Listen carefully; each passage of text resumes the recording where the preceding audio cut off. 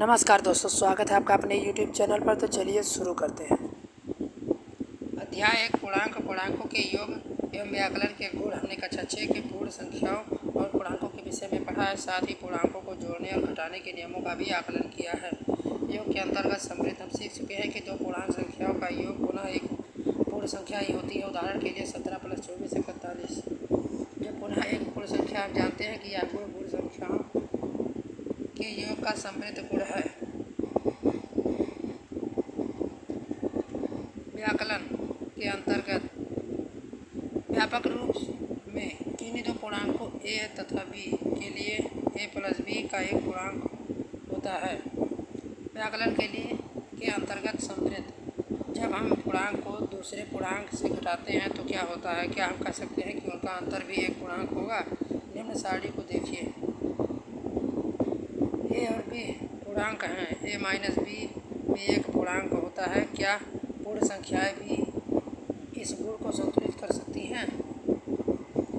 क्रम विनिमय गुण। अब जानते हैं कि 3 + 5 = 5 + 3 = 8, अर्थात दो पूर्णांक संख्याओं को किन्हीं भी क्रम में जोड़ा जाए।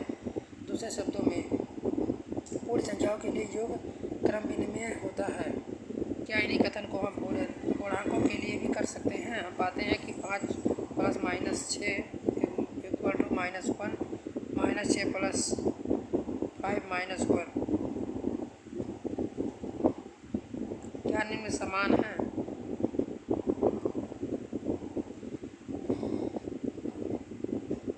a + b = ab + a। अब जानते हैं कि व्याकलन पूर्ण संख्याओं के क्रम विनिमय नहीं होता है। क्या आप पूर्णांकों के क्रम विनिमय हैं? साहचर्य गुण। निम्नलिखित उदाहरणों को देखिए।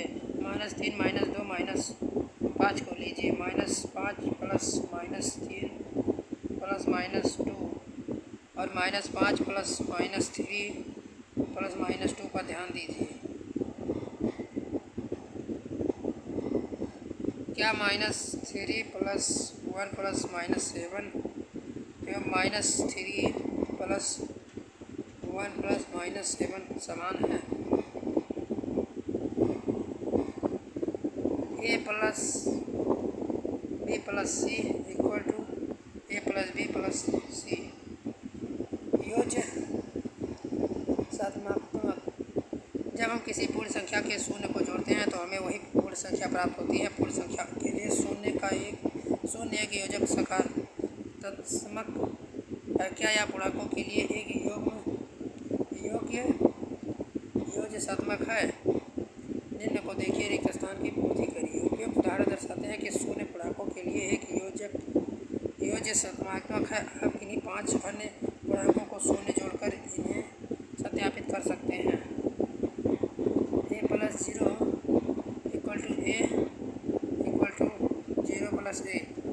प्रयास कीजिए। प्रश्नावली 1.1 पूर्णांकों का गुणन। हम पूर्णांकों का गुणन व्याकरण कर चुके हैं। आइए हम सीखते हैं कि पूर्णांकों को कैसे गुणा किया जाता है। एक धनात्मक और ऋणात्मक पूर्णांक का गुणन। हम जानते हैं कि पूर्णांक संख्याओं का गुणन बार योग होता है। 5 + 5 + 5 5 × 5 = 15। क्या आप पूर्णांकों के योग को भी इसी प्रकार निरूपित कर सकते हैं? निम्न संख्या रेखा पर से हम जानते हैं कि -5 + -5 + -5 = -15। प्रयास कीजिए।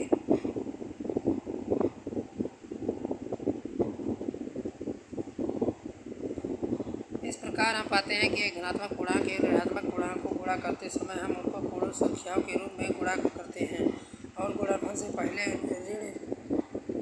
देते हैं। इस प्रकार हमें ऋणात्मक पूर्णांक प्राप्त होता है। प्रयास कीजिए। व्यापक रूप में किन्हीं दो धनात्मक पूर्णांकों के लिए हम कह सकते हैं कि a × -b = -a × b = -a × b। दो ऋणात्मक पूर्णांकों का गुणन। क्या आप -3 × -2 ज्ञात कर सकते हैं? प्रयास कीजिए।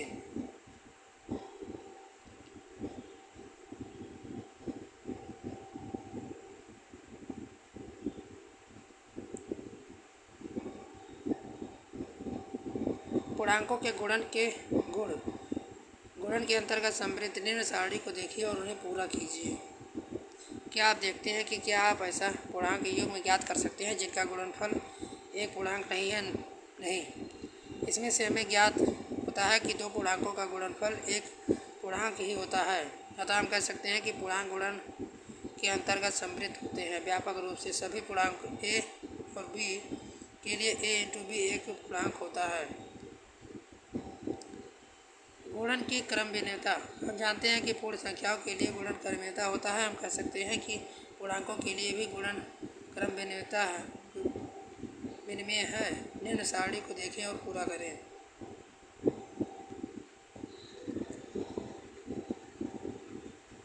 a into B equal to b into a, शून्य से गुणा। हम जानते हैं कि जब किसी पूर्ण संख्या को शून्य से गुणा किया जाता है तो गुणनफल के रूप में हमें शून्य प्राप्त होता है। ऋणात्मक पूर्णांकों एवं शून्य के निम्नलिखित गुणनफलों को देखिए। पहले किए गए पैटर्नों के आधार पर हम इन्हें प्राप्त कर सकते हैं। a into zero equal to zero equal to A equal to zero. गुणात्मक सतत्मक। हम जानते हैं कि पूर्ण संख्याओं के लिए गुणात्मक सतत्मक है। जांच कीजिए एक पूर्णांकों के लिए गुणात्मक सतत्मक है। एक के साथ पूर्णांकों के निम्नलिखित गुणनफलों को देखिए। a into one equal to one into a equal to ए।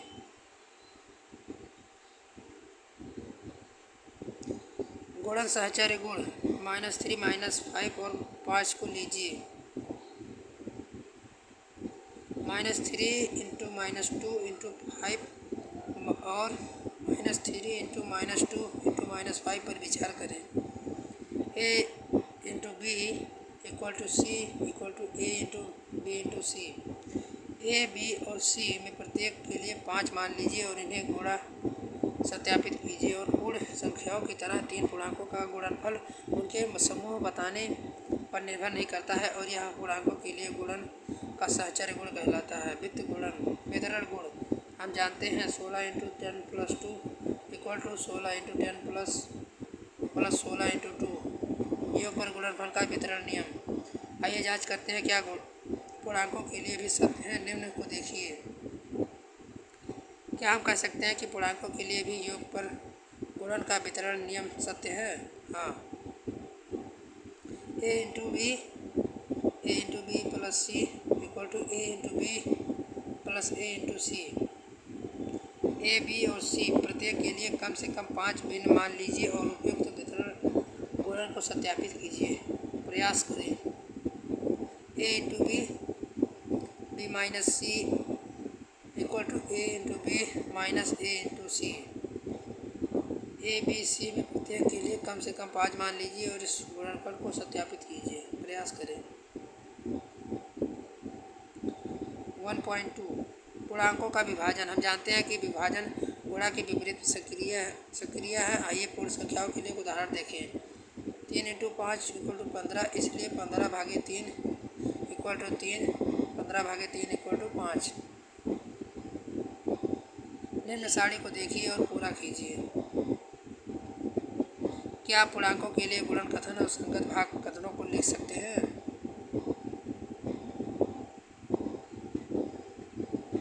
प्रयास कीजिए। हम यह भी देखते हैं कि a भागे minus b equal to a minus a भागे बी, जहाँ b इक्वल टू 0 नॉट 0। प्रयास करें। -a भागे माइनस बी इक्वल टू ए भागे बी, जहाँ a नॉट इक्वल टू 0। प्रयास करें। पूर्णांकों के विभाजन के गुण। निम्न सारणी को देखें और पूरा करें। a भागे 1 इक्वल टू a। प्रयास करें।